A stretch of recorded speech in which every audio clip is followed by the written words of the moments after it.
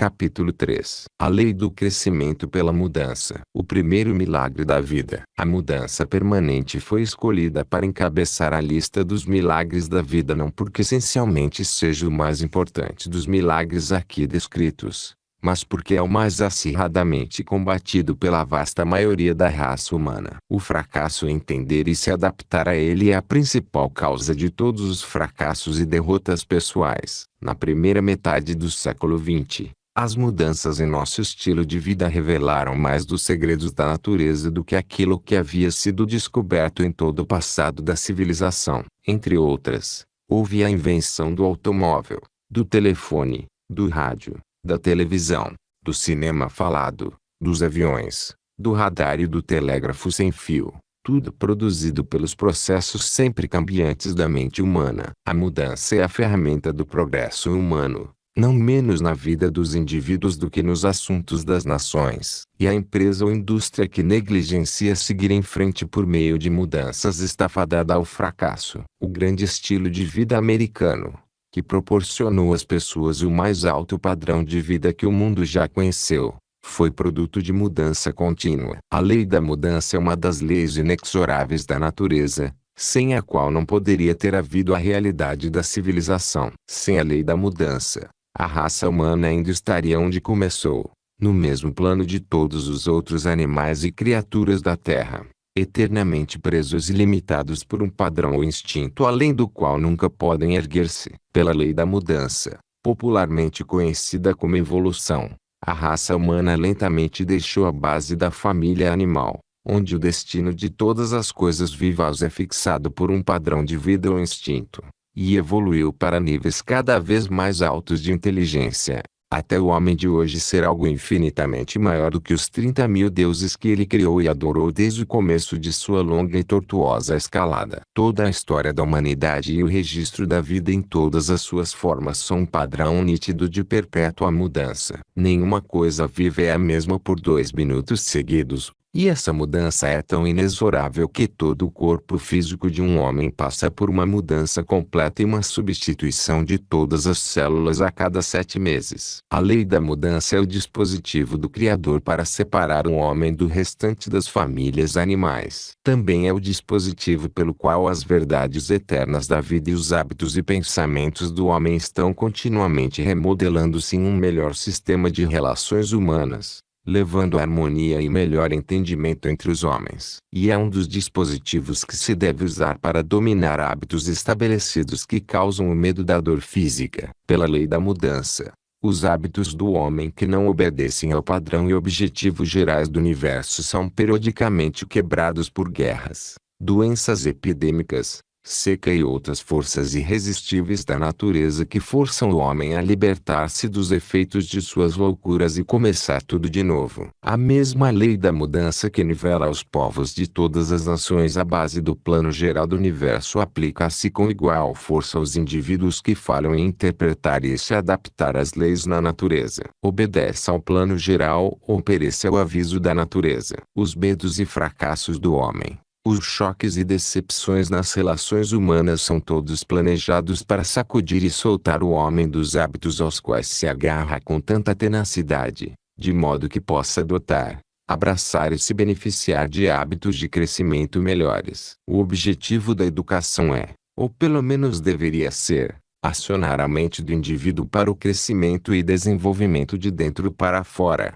fazer a mente evoluir e se expandir mediante mudanças constantes nos processos de pensamento, de modo que o indivíduo possa por fim ficar familiarizado com seus poderes potenciais e assim ser capaz de resolver seus problemas pessoais. A evidência de que essa teoria obedece aos planos da natureza pode ser encontrada no fato de que as pessoas mais bem instruídas de todos os tempos são aquelas graduadas na Universidade dos Golpes Duros mediante experiências que as forçam a desenvolver e usar seu poder mental. A lei da mudança é uma das maiores de todas as fontes de educação. Entenda essa verdade e você não irá mais opor-se às mudanças que dão um âmbito mais amplo de entendimento de si mesmo e do mundo em geral. E não mais resistirá ao rompimento pela natureza de alguns hábitos que você criou e que não trouxeram paz mental ou riqueza material. Os traços dos seres humanos que mais desagradam ao Criador são complacência,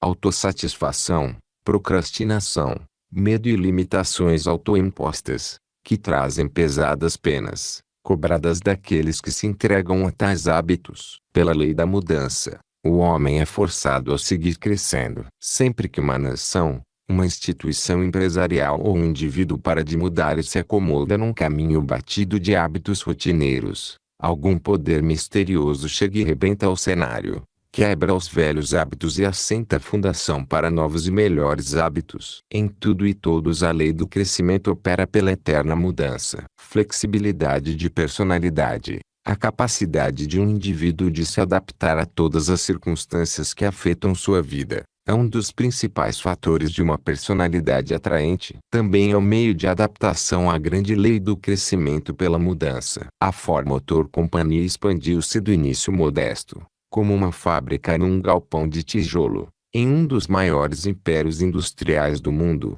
proporcionando emprego para centenas de milhares de pessoas direta e indiretamente. Henry Ford, o fundador, a despeito de todas as características de gênio em gestão industrial, esteve muito perto de arruinar o negócio em pelo menos duas ocasiões porque sua capacidade de flexibilidade, a capacidade de mudar, não evoluiu com o passar dos anos. Depois de sua morte, a empresa foi assumida pelo neto, apenas um jovem em comparação com o fundador, mas um jovem com grande flexibilidade e disposição para obedecer à lei do crescimento pela mudança. Em questão de anos o jovem transformou o império industrial da Ford em uma instituição muito mais avançada do que tudo que o avô havia realizado em toda a sua vida. Em relações trabalhistas, gestão industrial, design e estilo automotivo, o jovem Henry Ford mostrou-se um homem que encorajava a mudança em vez de combatê-la e, por meio dessa aplicação de sabedoria, tornou-se o mago da indústria da noite para o dia. Por toda parte, a alma do homem brada, de fato dizendo: acorde, seja sábio, lance fora seus velhos hábitos antes que o prendam em escravidão e forcem a voltar para outra tentativa em uma nova encarnação. Se deseja acabar o serviço enquanto está aqui, você deve adaptar-se à grande lei da mudança e continuar a crescer. A alma do homem brada em palavras de advertência e diz: toda circunstância que toca a sua vida, seja agradável ou desagradável, é grão para o seu moinho da vida. Aceite como tal, moa de acordo com o padrão de vida de sua escolha e deixe que lhe sirva em vez de lhe atormentar com medo e preocupação. Uma velha família da Virgínia nasceu e se criou nas montanhas do sudoeste em relativo à pobreza. Finalmente a ferrovia chegou, e os ricos campos de carvão começaram a ser explorados. A família vendeu sua terra na montanha por uma soma fabulosa. Mudou-se para a cidade e construiu uma casa moderna. Quando a casa ficou pronta, com 3 banheiros equipados com todos os confortos modernos, a esposa recusou-se a permitir que o empreiteiro fosse pago, alegando que o serviço não estava concluído. O que está faltando? Perguntou o empreiteiro. Você sabe muito bem o que está faltando, replicou a esposa. Não tem uma casinha. Bem, explicou o empreiteiro, surpreso. As casinhas saíram de moda quando vocês se mudaram para a cidade. Agora vocês têm 3 lindos banheiros onde podem cuidar de todas as necessidades físicas com privacidade e grande conforto. A vida inteira, exclamou a esposa, gostei de ler o catálogo da Sears e da Roebuck na minha casinha e não tenho a intenção de abrir mão de um prazer a essa altura da vida. Construa a casinha, ou não lhe darei o dinheiro. A casinha foi construída. Quando a esposa inspecionou, declarou: assim não serve. Tem apenas uma privada no assento, e sempre tivemos 2. Então foi providenciado mais uma privada, e por precaução o empreiteiro instalou encanamento para água quente e fria e também um telefone, de modo que a velha e rica senhora pudesse cumprir seus deveres sociais e ler os catálogos da Sears e Roebuck na casinha. Complacência e velhos hábitos conquistaram uma vitória sobre a mudança e o progresso. Quando as caixas registradoras foram introduzidas, os fabricantes tiveram grande dificuldade em fazer os comerciantes instalá-las, e os atendentes em geral tinham ataques por causa delas. Os vendedores das lojas fecharam a cara para o novo equipamento como se fosse uma sugestão de que eram desonestos, e os comerciantes protestaram alegando que o custo das máquinas, mais o tempo exigido para sua operação correriam profundamente os lucros. Mas a lei da mudança é persistente e inevitável. Hoje nenhum comerciante em perfeito juízo tentaria operar um varejo, mesmo um no qual ninguém além dele lidasse com recebimentos de caixa, sem o auxílio de uma caixa registradora. Quando o Federal Reserve System foi posto em funcionamento pelo Congresso dos Estados Unidos, os banqueiros em geral berraram em protesto. O sistema significou uma mudança radical, e os banqueiros, como todo mundo, eram contrários a quaisquer mudanças que rompessem com suas formas estabelecidas de fazer negócios. O Federal Reserve System provou-se a maior salvaguarda já introduzida para os bancos e, se sugerissem a abolição do sistema hoje, os banqueiros provavelmente lançariam um grito igualmente alto contra a mudança. É um fato da maior importância o Criador ter provido o homem com o único meio pelo qual pode romper com a família animal e ascender a estados espirituais e, que pode ser o senhor de seu destino neste mundo. O meio fornecido para tal é a lei da mudança. Pelo simples processo de mudar a atitude mental, o homem pode atrair para si qualquer padrão de vida que escolha e tornar tal padrão realidade. Essa é a única coisa sobre a qual o homem recebeu o poder de controle absoluto e irrevogável, incontestável e imutável. O que sugere que esta deve ter sido considerada pelo Criador a prerrogativa mais importante do homem. Ditadores e pretensos conquistadores do mundo vêm e vão. Eles sempre se vão porque não faz parte do plano geral do universo que o homem seja escravizado. Faz parte do eterno padrão que todo homem seja livre, viva sua vida à sua maneira, controle seus pensamentos e suas ações para fazer seu destino terreno. Por isso o filósofo que examina o passado para determinar o que acontecerá no futuro ainda por nascer não consegue ficar entusiasmado quando um Hitler ou um Stalin momentaneamente deleita-se à luz de seu ego e ameaça a liberdade da humanidade. Pois esses homens, como todos os outros de sua laia que os precederam, irão se destruir com seus excessos, vaidades e luxúria por poder sobre o mundo livre. Além disso, esses pretensos estranguladores da liberdade humana só podem ser demônios que involuntariamente servem como tropa de choque para despertar o homem de sua complacência e dar lugar à mudança que trará novos e melhores estilos de vida. A natureza leva o homem de mudança em mudança por meios pacíficos contanto que o homem coopere, mas recorre a métodos revolucionários se o homem rebela-se, negligencia ou se recusa a obedecer à lei da mudança. O método revolucionário pode consistir na morte de um ente querido ou em uma doença grave, pode trazer um fracasso nos negócios ou a perda do emprego, o que força o indivíduo a mudar de ocupação e buscar emprego em um campo inteiramente novo, onde encontrará maiores oportunidades, que jamais teria conhecido se seus velhos hábitos não fossem quebrados. A natureza faz cumprir a lei da fixação dos hábitos em todo ser vivo inferior ao homem e de modo igualmente definitivo faz cumprir a lei da mudança nos hábitos do homem. Assim, a natureza provê o único meio pelo qual o homem pode crescer e evoluir de acordo com sua posição determinada no plano geral do universo. A primeira grande adversidade de Thomas Edison foi experimentada quando o professor mandou-o para casa depois de apenas 3 meses de escola com um bilhete para os pais dizendo que ele não tinha capacidade para aprender. Ele nunca mais voltou à escola, a escola tradicional, diga-se traço, mas começou a instruir-se na grande universidade dos golpes duros,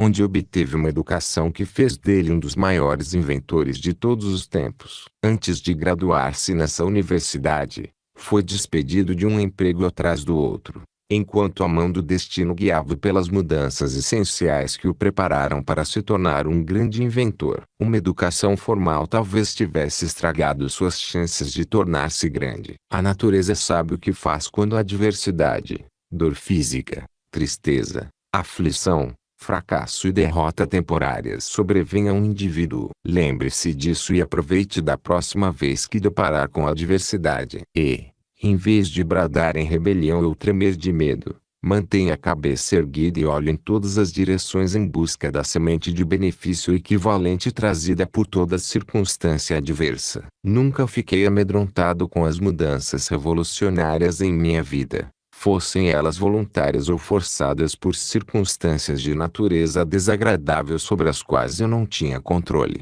pois pelo menos tenho controle sobre minha reação a essas circunstâncias. E exercito o privilégio, não com reclamações, mas procurando a semente de benefício equivalente que cada experiência traz consigo. O livro que você está lendo é literalmente o produto de mais de 40 anos de mudanças contínuas e muitas vezes drásticas que tive que fazer em meu estilo de vida. Muitas mudanças foram forçadas, algumas foram voluntárias, mas no fim todas contribuíram para a revelação do segredo da paz mental e da prosperidade material. Quando fui incumbido por Andrew Carnegie de começar a pesquisa preparatória para a organização da primeira filosofia prática de realização pessoal do mundo, estava tão pouco preparado para a tarefa que sinceramente não sabia o significado da palavra filosofia até olhar no dicionário. Se alguém alguma vez começou uma tarefa do zero, fui eu bem ali. O que tive que fazer para me preparar para o cumprimento bem-sucedido da incumbência dada por Carnegie não foi uma mera mudança.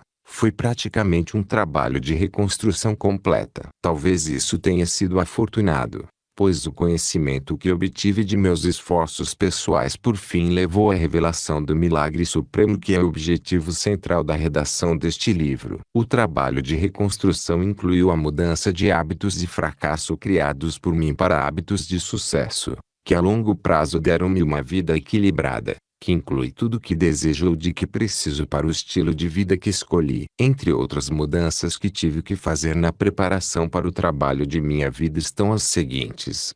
1. Curar o hábito de me vender barato por falta de autoconfiança. 2. Libertar-me do hábito de ceder aos 7 medos básicos, incluindo o medo de problemas de saúde e dor física. 3. Remover o hábito de me prender à penúria e escassez por limitações autoimpostas. 4. Romper o hábito da negligência em tomar posse de minha mente e direcioná-la para a realização de todos os meus desejos. 5. Curar-me do hábito do fracasso para me libertar da escassez, em espírito de humilde gratidão. 6. Mudar o hábito de querer colher antes de plantar, confundindo minhas necessidades com o direito de receber. 7. Curar-me da falsa crença de que honestidade e sinceridade de propósitos sozinhas levam ao sucesso. 8.